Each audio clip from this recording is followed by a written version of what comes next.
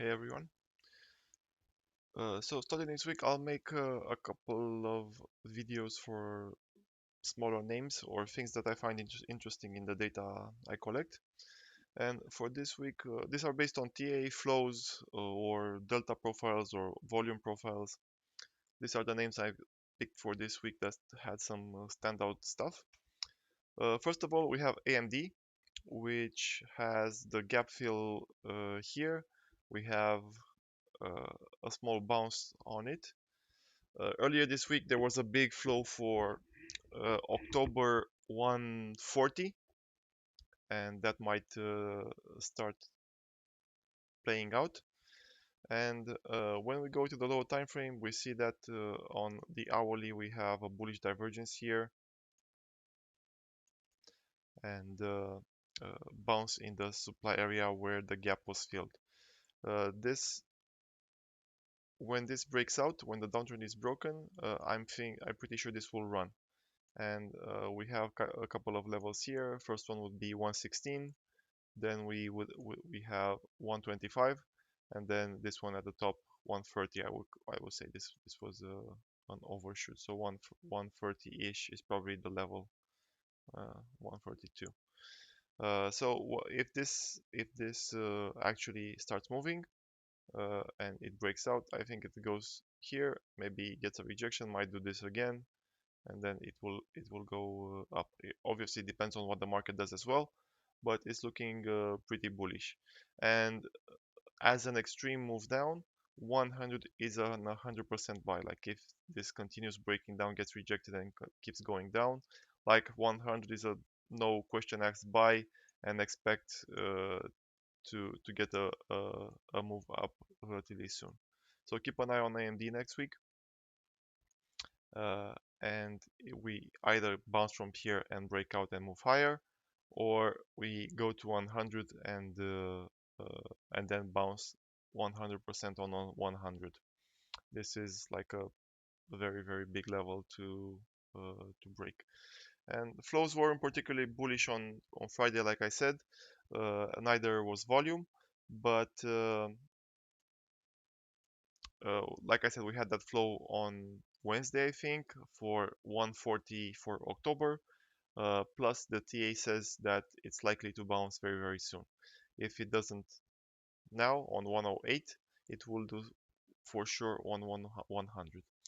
Then we have ARK. I do the levels here. This is a flows and volume play. On Friday, we had some pretty big volume 6 days out for next Friday for 43.5. Quite in premium, it was like what's this 1.5 million approximately, and a big spike in compared to OI. So volume was 25x OI. And when we look at the fuck is this?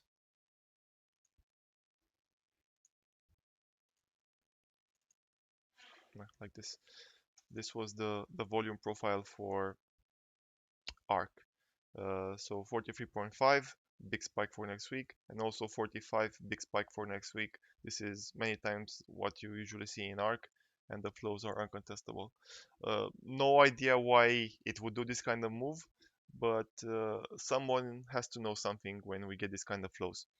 From a TA perspective, we we are in this small range, which from what I can see here is likely to become support. Maybe take it a bit lower to also include this size here. Yeah, something like this. So at most, if it pulls back 40 should be a support, but I don't think it will do so. And target is 45 for next Friday. This is a very short-term play. Don't know what will happen next. Not predicting that ARK will break out and do crazy shit, but just for next week, this seems to be a valid flow. Especially if we get a pullback on Monday, maybe we get a gap down or something for whatever reason. I think the dip gets bought, and this will go up. Then we have ASTS, which has this volume profile. So ASTS is squeezing, and if this actually squeezes, it has a large short interest, and if it starts squeezing, it will go exponential. It goes slow, slow, slow, slow, slow, and then it goes exponential. Maybe we could see 10. Last time it went from 5, 6 to 10. Now the squeeze, let's say, starts here, and we could see like 8 or something like this. Not sure exactly how high it goes, but for next week, based on this, it seems to be targeting 750 and could go even higher. The thing with squeezes is that they uh, they gain momentum, and we're still at the beginning. We had like a 8% day. Let's see. Let's look at the weekly. How big was this weekly? So 15%. This is just the beginning of a squeeze. If this actually squeezes, we might see like a 30% candle next, something like this.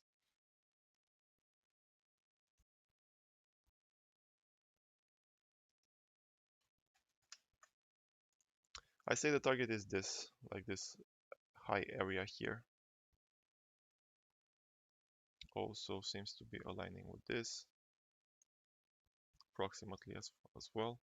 But yeah, seems to be in squeeze mode. On Friday, I saw a rejection on the daily, but I wouldn't read too much into that. And if it pulls back, because squeezing names tend to do that kind of back move, the buy zone is 6. So the squeeze doesn't need to play out next week necessarily. Yeah, let's say we get a pullback, then this is the demand zone, and then it goes up again. Or it could just continue going up directly, and then this area here becomes the support. Like if it does a pullback, this area is the support. Okay, so now ARK we can get out of. Then we have FSLR, which looks very similar to AMD, but on a longer time frame. So AMD is pulling back to the gap fill here. If we go to a lower time frame, we see this downtrend continuation here. And when we go to First Solar, we see kind of the same pattern, but played out on a longer time frame. We just filled the gap. First reaction to the gap fill was a bounce. On Friday, we got a bit of a rejection. I I think this could go to 170 as the lowest. Like if this downtrend continues, we see something like this. And this is supported by the options volume. Like on Friday, we saw a lot of volume for 170p. It was the highest volume by far. So that might actually happen. Uh, but again, keep an eye on it. You don't need to buy exactly here but I recommend buying the breakout. So if it breaks out, like goes to 190, I think it's a buy to go to 200 or something like that. If it continues down, just like AMD is a buy at 100, I think FSLR is a buy on this other gap fill here at 170, uh, like this or like this. Then we have JD. So JD had some buying for 52 for what's this? This is, I think this one is September. The thing for JD and all Chinese mega cap names like Baidu, like PDD, like Baba, is that I see this accumulation pattern, uh, which kind of means volume isn't particularly high, but but it's focused on the future, not on the now. Like for example, if you see Nvidia squeezing, you will see the blue bars being huge, not necessarily see any other longer term buying there. But for Chinese names, all throughout the week, I saw this kind of pattern where there's like your regular volume with some spike in the future at some various strike or date or expiration. So short-term volume wasn't very big, meaning it doesn't drive price, and it actually dropped. But I see this long-term call accumulation pattern in which you see this buying here and there for various strikes and expirations in the future. And I read this as accumulation for a bigger move down. And what we see here from the TA is this is the long-term support of the range.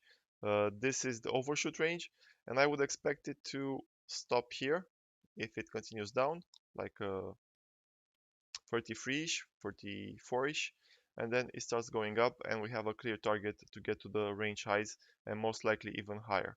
Like that buying was 52.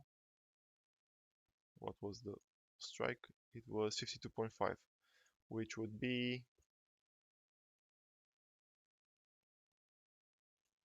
this approximately. I'm not that optimistic, but I think it can go to this gap start here, like 48.5. If it clears this level, like I'm pretty sure we will see a push in Chinese names very soon again, and if we break out, then it goes to here as well. But don't take this literally, just a representation. But I'm pretty confident in Chinese names because I saw accumulation in everything across the board in the Chinese mega caps. Even though they went down, I think it's just a build up for a bigger move in the near future. Then we have Snap. Uh, Snap looking decentish. It's consolidating in this range for quite a while. Um, I've been thinking it's about an analogy between like Bitcoin and alts for names such as Tesla and Meta. So you have a Bitcoin season in which Bitcoin goes up and alts lag, and then you have alt season in which alts go up and Bitcoin kind of stalls out and doesn't do anything. It doesn't drop, but it stalls out. And in the context of EVs, we have Tesla, meaning Bitcoin, which broke out, went up as well, but at the same time, well, Neo nothing, XPEV nothing, Lee is the only one outperforming, and this also happened in alts, like various individual names go up. Then we have Lucid dumping like fucking crazy. We have Rivian dumping like fucking crazy. Workhorse dumping, Nikola dumping, and so on. So no EV names except Lee and Tesla have gone up a lot lately. But uh, with my expectation of what the market will do next week, so Tesla does a blow off top to, let's say, 300, something like this, and then it will stall out. It doesn't drop necessarily per se, but it stalls out. And what happens when Bitcoin stalls out? The alts start going up. And in our case, the alts are the small names like Lucid, like Rivian, like Neo, XPEV, and so on. The same analogy can be done for ad-based stuff. So we have Meta, which is, I don't know, 45% angle vertical, and then we have Snap, we have uh, apps, Digital Turbine, we have pins, and so on. Also Google. Google is also uh, sort of Bitcoin, like Facebook plus Google. Maybe it's the Bitcoin of ad revenue based companies. But the laggards are here, and when uh, when Meta and Google stall out, I would expect that this will have their time in the sun and start going up. And for Snapchat, we have kind of bullish flows for next week and also very close to the money. Okay, close this one. So blue is Friday's volume. We don't care about it anywhere. We care about forward-looking volume. And we have quite a bit of volume for next week, which is in red for 11 and 11.5. What's this pink? Pink is August. And we have this volume for August, which is pretty big for that far in the future, for 12C, and we have quite a lot of call accumulation the past week. You see all this green here, both short term and long term. Like this is 200 days in the future for 15. Uh, a lot of accumulation this past week. For I can do more like this. A lot of accumulation for Snap, for long-term calls and short-term calls this past couple of days that seem to be pointing towards a breakout move happening very soon. So we're in this range. I think we recaptured this. The question is, will this get rejected again and go back to the lows, or do we break out? And if we break out, we have quite a lot of room to go up. First thing first would be like 15, 16, which is the start of the gap fill. But if that is cleared, like 22 is on the table for the gap fill, like basically like Meta did. This whole fucking gap here, I still can't believe it got filled, but it happened. Uh, or it didn't get filled, it would get filled at 317, but you get the idea. The fact that it's even went to 288 to 90 is incredible. And when the altcoins of the ad revenue based companies start going up, I would expect they will do something similar. And for Snap, that would be first 15, and then if 15 is broken, it may even go to 22. And volume shows that, flows show that it will do that. Okay, and that's oh no, not we finally we have Uber. So for Uber is not flows based, it's this volume pattern which is very similar to the Chinese names. Like we have kind of forward-looking volume. We have 45C for next week. We have some July 55C bought on Friday. It's nothing incredible like volume-wise, but it's constant. I saw this throughout the week. This kind of profile where it's somewhat forward-looking short-term, and it also has some accumulation for long-term calls here for 50 and 55.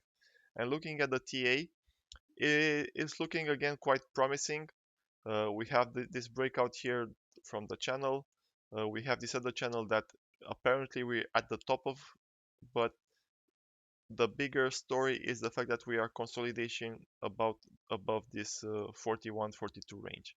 And regardless of if we drop and retest some of these support levels, like for example, we go back to 40 and then maybe we go back up again, I think short term we got sort of a blow off move and we go above 45, and only then do we drop to 40 to gather more energy for a potential move higher.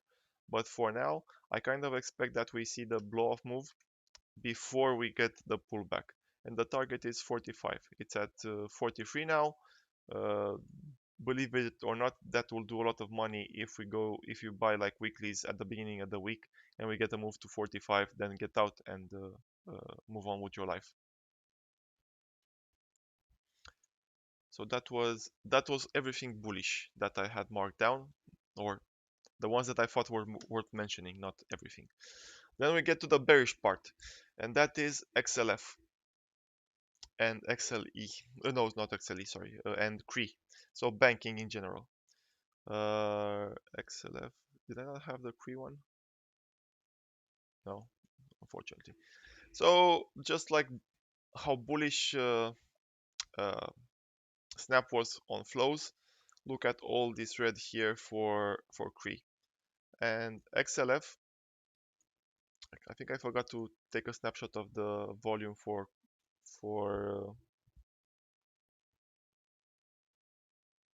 what was the name? CRE. And unfortunately the data updated and I lost volume data. ETFs, let's see if I still have it, but I don't think so. In a second. XLF, quite a bit of red here and definitely more red than green. And on Friday the volume chart looked like this. So short term puts for 42 for next week, this red bar here, and some longer term puts, which is what's purple. Purple is 2025 puts for 33. So there was quite a bit of volume.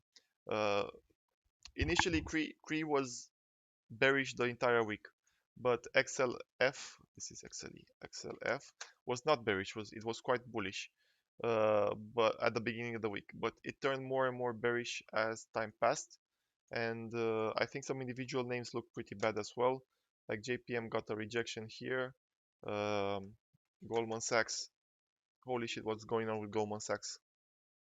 is dropping and near the lows here, and I think still it has some drawdown left, like maybe we go to 305, maybe even 300. So this something like somewhere in this range. So short term bearish for banking. There may be something more sinister in the shadows. I have no idea, but this seems pretty strange to me that banking is dropping like this. I would expect it to be more bullish. On the also something to somewhat concerning. This is the Fed BTFP program, and it keeps rising. It reached a new all-time high on Friday, or the last not on Friday, last week because it's Wednesday's data. And it keeps rising. Like, why is this rising if there is no stress in the banking system? Maybe the market thinks like this as well. But XLF and why did I put XLE here? I wanted to put CRE. Yeah, that's all. So XLF looks kind of bearish, and flows show continuation down to 42. Maybe it takes out 42. And CRE looks even more bearish. Oh, I have option volume data. Again, not something amazing, but this type of profile is what I saw on CRE the entire week, and it was mostly bearish. Flows are very bearish as well, so something is off with banking, and kind of this is the black swan potential for next week. If something goes wrong with banking, maybe we get a bigger drop in the market, and or we have continuation down to below 440 in SPY. But other than that, I would expect tech to outperform because ARK flows, Q's flows are very good, and Q's is bullish. Then we have stuff like Snap. We have stuff like EVs that have the potential to start going up and beat the alts versus, I don't know, Meta and Tesla. So it was looking quite bullish for tech and small tech in general. The only thing that is kind of scary is XLF and CRE.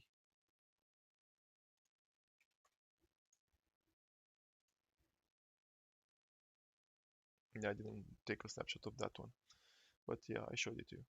So that's kind of it for this week. One more video coming up, not about anything technical, but about the Delta document and how you can make your own copy. That's kind of it. Have a good day. Bye bye.